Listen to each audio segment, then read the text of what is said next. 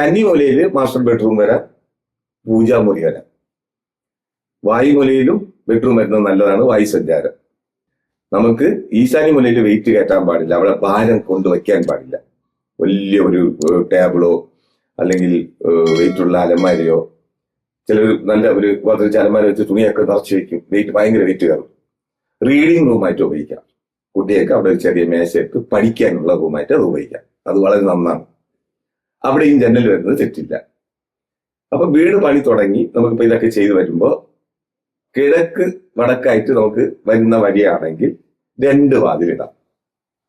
കിഴക്കൊരു വാതില്, വടക്കൊരു വാതില്. ചില വീടുകൾ അങ്ങനെ ഉണ്ട്. അതായത് കയറി വരുന്ന എൻട്രൻസ് കിഴക്കിൽ നിന്നും പിന്നെ ഒരു എക്സ്ട്രാ ഒരു വടക്കിൽ നിന്ന് ഒരു വാതിൽ. അത് നല്ലതാണ്, ദോഷമല്ല. പിന്നെ അടുത്ത് ശ്രദ്ധിക്കേണ്ടത്, നേരത്തെ പറഞ്ഞില്ലേ, വായുമൂലയില് മുകളില് ടാങ്ക് വയ്ക്കാം. ഈശാന്യമൂലയിൽ പാടില്ല.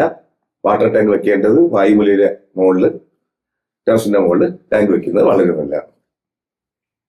പിന്നെ കോല്, അതായത് കോല് കുറ്റിയടിക്കണം എന്ന് പറയും. അത് കുറ്റിയടിക്കാൻ അപ്പുറത്തെ ആളുണ്ട്, ആശാരിമാർ. അവർ വരും, അവർ ആ കുറ്റിയടിക്കുന്ന കണക്കൊക്കെ അവരെടുത്ത് ചോദിച്ച് മനസ്സിലാക്കുക.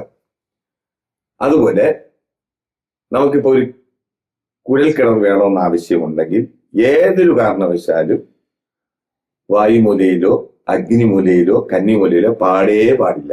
ഈശാന്യ മൂലയ്ക്ക് കുറച്ച് മുന്നേ, നമ്മളെ വീടിൽ നിന്ന് ഇറങ്ങുമ്പോൾ, ഇപ്പൊ കിഴക്ക് ദർശനമുള്ള വീട്, നമ്മൾ പൂമുഖവാതിൽ കിഴക്കോട്ട് ഇറങ്ങുമ്പോൾ ലെഫ്റ്റ് സൈഡ് ഒരു കുഴൽ കിണർ വയ്ക്കുന്നത് വളരെ നന്ന്.